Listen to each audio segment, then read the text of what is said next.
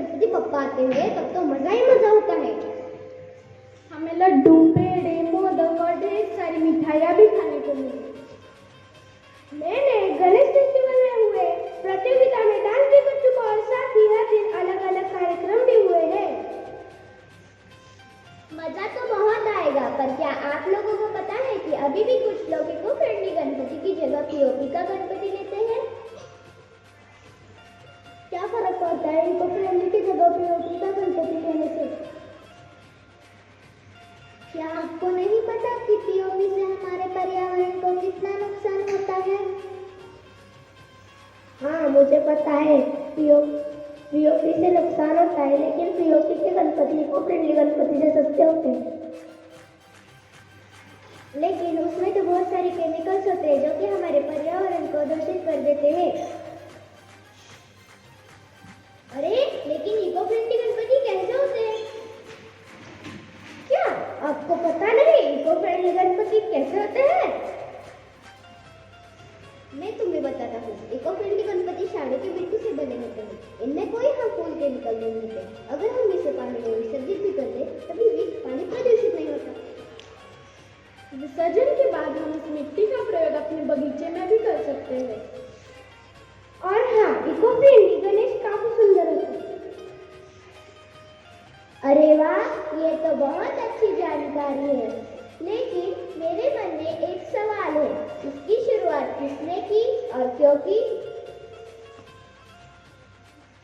कई वर्ष पहले हमारे यहाँ एक बाल गंगाधर तिलक नाम से एक नेक इंसान रहा करते थे, जिन्हें हम लोकमान्य बाल गंगाधर तिलक के नाम से भी जानते हैं।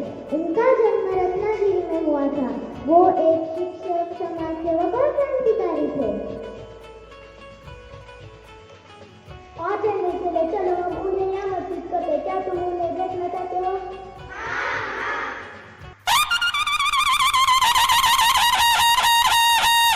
मैं हूँ लोकमान्य तिलक। मैंने ही सामूहिक गणेश उत्सव की शुरुआत की थी।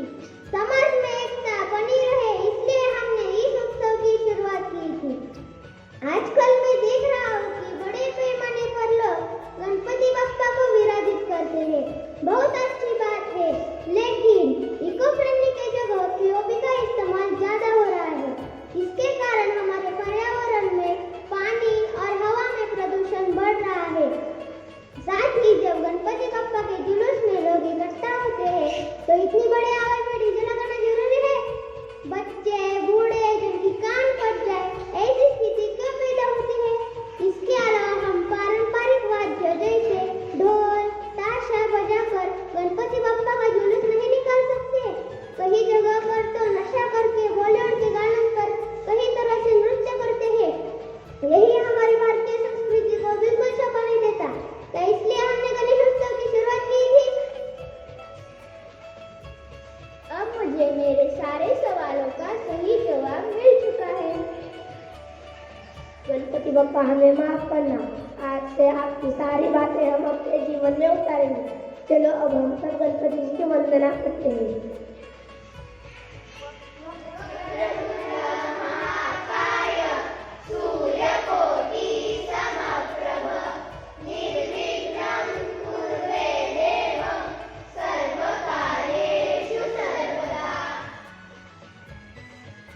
हम गणपति बप्पा से प्रार्थना करते हैं कि हमें सद्बुद्धि दे और सभी को स्वास्थ्य दे।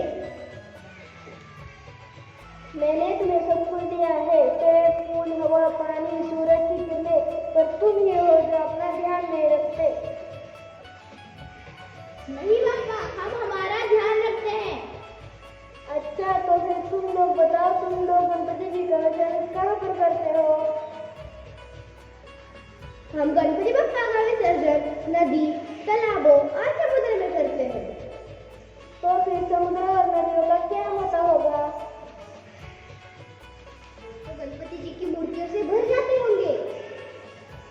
तो क्या तुमने कभी सोचा है गणपति जी की मूर्तियों से भर जाने के बाद उसमें रहने वाले जीव और जंतु का क्या होता होगा? उन्हें तो बहुत नुकसान पहुंचता होगा। अरे बापा, मैंने तो सोचा ही नहीं था। अच्छा, तो फिर तुम समझ गए तुम्हें क्या करना होगा?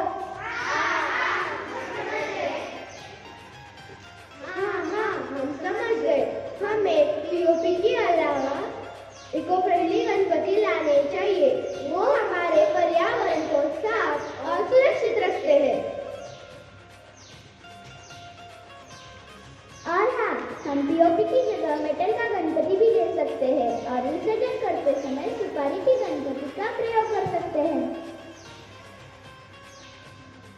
जिन्होंने भी